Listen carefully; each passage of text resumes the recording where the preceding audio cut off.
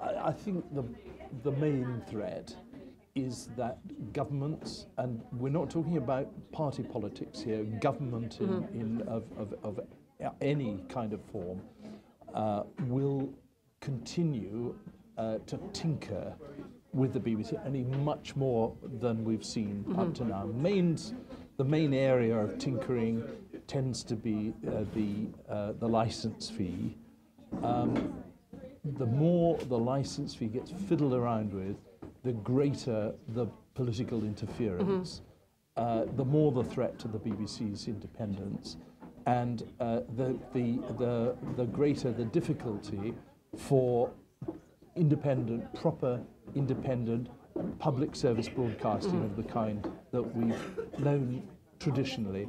And I think at the moment, and I hope for forever, but certainly for a long time to come, the BBC will have strong support from the public. But this tinkering is really insidious. It can affect everything about the BBC: its income, its programming, the degree to which it's free to operate and broadcast. We've seen in Canada in the 80s what happens when governments start to interfere with the license fee of an organisation created on the BBC model. CBC is a fine organisation, but it's not what it was. It was the dominant broadcaster in Canada. Now it's a niche broadcaster broadcasting to educated, essentially middle-class people. That would be a very sad thing for the BBC. That's why I say again and again, I think that I'm sure there's a future for the BBC or something called the BBC, but I don't think there's a long-term future for the BBC that I've spent 44 years in, because I think that it's too tempting for politicians to get involved.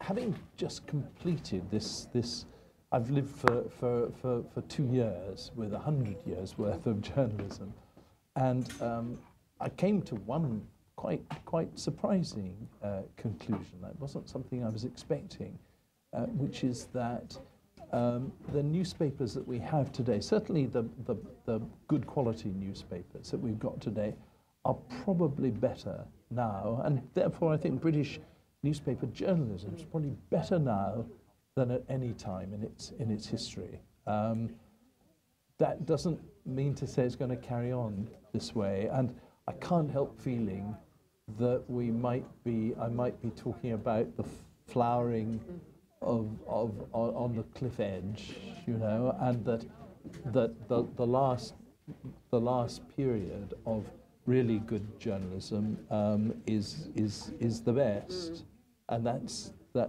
going to be it. I don't know.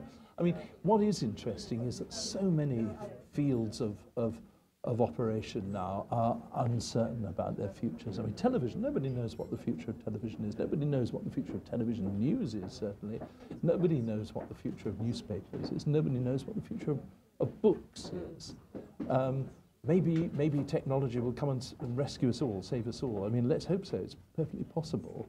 But it's an unsettling time, and at a time when, you know, the profession of journalism is starting to be put into question by you know, citizen journalism, blogging, the kind of just the kind of stuff you get on the internet, which are totally unchecked and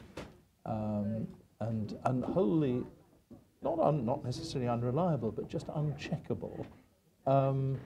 So you know, you cannot be sure that the quality of good journalism, which we have at the moment, will carry on, I think. But I don't want to be too negative. I mean, it's as I say, you know, it really is a very attractive thing, British journalism at the moment, when you compare it with American, German, French, Italian, God knows, Italian journalism. I mean, the British journalism really does stand out, but how much longer, I just don't know.